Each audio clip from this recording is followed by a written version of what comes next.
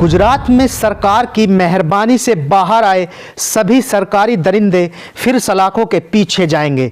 उन 11 दरिंदों को फूल माला पहनाकर देश के सामने पेश किया गया। गुजरात की गैंगरेप पीड़िता बिल्किस बानो के दोषियों को स्वतंत्रता दिवस पर जेल से रिहा कर दिया गया। नमस्कार, आपका स्वागत है today crime file with Tahir Khan के इस बेहद ही खास प्रोग्राम में। चैनल को आप सब्सक्राइब जरूर कर लें। आज बात होगी बिल्किस बानो की।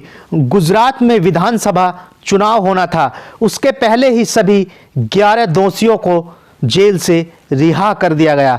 कहा गया कि इनका जेल में व्यवहार अच्छा है। बाहर निकले तो फूल मालाओं के साथ स्वागत किया गया, लड्डू खिलाकर एक दूसरे को मालाएं पहनाई गई। गुजरात दंगे के दौरान पीड़िता बिल्किस बानो के साथ 11 लोगों ने सामूहिक बलात्कार और कई लोगों के कातिलों को गुजरात सरकार ने संस्कारी मानते हुए माफी दे दी थी, लेकिन अब सुप्रीम कोर्ट ने इस मामले में फैसला सुनाते हुए इन सभी रेपिस्ट कातिलों की रिहाई को रद्द कर दिया है। जस्टिस बीवी नागरत्ना और उज्जवल भुइयां की पीठ ने यह फैसला सुनाया है। सुप्रीम कोर्ट ने गुजरात सरकार के फैसले को पलट दिया है। इसके साथ ही गुजरात सरकार को फटकार लगाई है और कहा यह फैक्ट के नाम पर सुप्रीम कोर्ट के साथ फ्रॉड किया गया है। हाईकोर्ट की टिप्पणियां छिपाई गई। गुजरात सरकार को माफी देने का भी अधिकार नहीं था। यह अधिकार सिर्फ और सिर्फ महाराष्ट्र सरकार के पास था। भले घटना गुजरात में हुई, लेकिन इस मामले में पूरी सुनवाई महाराष्ट्र में हुई। अब सभी 11 दोषियों को 2 हफ्ते के अंदर सरेंडर करना होगा। उन्हें फिर से जेल भेजा जाएगा। इस मामले में बिल्किस बानो ने खुद ही दोषियों को मिली सजा से छूट को चुनौती देते हुए याचिका दायर की थी। उनकी याचिका के अलावा गुजरात सरकार के फैसले को चुनौती देने वाली कई जनहित याचिकाएं भी दर्ज की गई थी। सोमवार यानी 8 जनवरी 2024 को सुप्रीम कोर्ट में जस्टिस बीवी नागरत्ना और जस्टिस उज्जवल भुइयां की बेंच ने इस मामले में फैसला सुनाया है। बेंच ने लगातार 11 दिन तक सुनवाई की थी और बीते साल 12 अक्टूबर को मामले में फैसला सुरक्षित रख लिया था। सुनवाई के दौरान केंद्र और गुजरात सरकार ने दोषियों की सजा माफ करने से जुड़े ओरिजिनल रिकॉर्ड पेश किए और अपने अपने तर्क रखे थे। कौन है बिल्किस बानो और 2002 में बिल्किस बानो के साथ क्या हुआ था वो आपको बताते हैं। गोधरा ट्रेन में आग लगने की घटना के बाद हुई सांप्रदायिक हिंसा के दौरान बिल्किस का बेरहमी से सामूहिक बलात्कार किया गया। उस समय वह 21 साल की थी और 5 महीने की गर्भवती थी। उसके परिवार के 7 सदस्यों की दंगाइयों ने हत्या कर दी थी। 28 फरवरी 2002 को गोधरा स्टेशन पर पिछले दिन की घटना के बाद राज्य में हिंसा भड़क गई। इसके बाद बिल्किस दाहोद जिले के राधिकापुर गांव से भाग गई। बिल्किस के साथ उसकी बेटी सालेहा, जो उस समय लगभग 3.5 साल की थी, और उनके परिवार के 15 अन्य सदस्य थे। 3 मार्च 2002 को परिजन छप्परवाड़ गांव पहुंचे। चार्जशीट के मुताबिक उन पर हंसिया तलवार और लाठियों से लैस करीब 20 से 30 लोगों ने हमला किया था। हमलावरों में 11 आरोपी युवक भी थे। यहीं पर बिल्किस, उसकी मां और 3 अन्य महिलाओं के साथ बलात्कार किया गया और उन्हें बेरहमी से पीटा गया।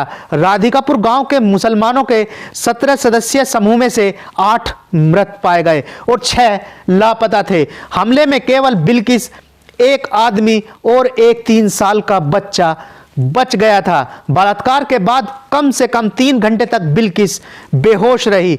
बताया जाता है इस घिनौनी वारदात के बाद बिल्किस बानो कई घंटों तक बेहोश रही थी। होश आने पर उन्होंने एक आदिवासी महिला से पहनने के लिए कपड़े मांगे।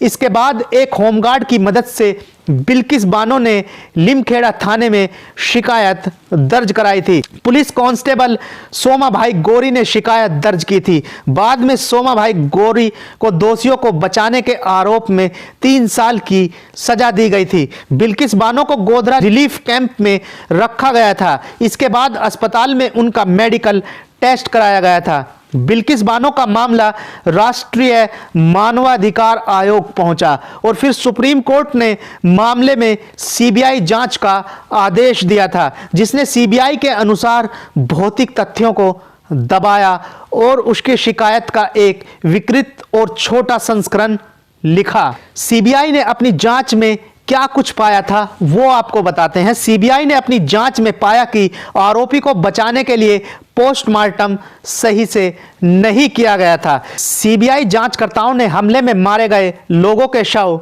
निकाले और कहा कि 7 शवों में से किसी में भी खोपड़ी नहीं थी। सीबीआई के मुताबिक पोस्टमार्टम के बाद लाशों के सिर काट दिए गए थे ताकि शवों की शिनाख्त ना हो सके। सीबीआई ने अपनी चार्जशीट में 18 लोगों को दोषी बताया था, जिनमें 5 पुलिसकर्मी और 2 डॉक्टर भी शामिल थे। सीबीआई ने मारे गए लोगों का पोस्टमार्टम गलत ढंग से करने का आरोप लगाया था, जिसके बाद शवों को कब्र से निकालकर दोबारा जांच की गई थी। इसके बाद बिल्किस बानो को जान से मारने की धमकियां मिलने लगी थी, जिसके चलते 2 साल उन्होंने 20 बार अपना घर बदला। न्याय न मिल पाने की आशंका में और जान की धमकियों के चलते बिल्किस बानो ने सुप्रीम कोर्ट से गुहार लगाई थी कि उनका मामला गुजरात से किसी दूसरे राज्य में शिफ्ट कर दिया जाए। इसके बाद उनका मामला मुंबई कोर्ट में भेज दिया गया था।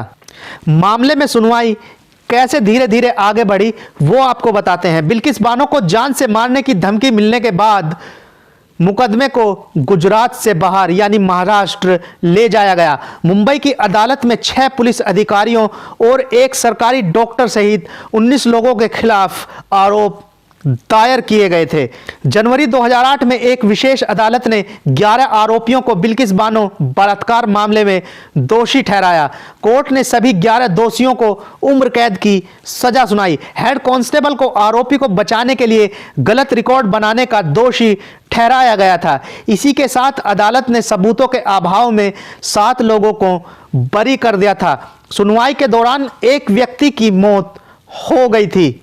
मामले के 7 आरोपी सबूतों के अभाव में छूट गए थे।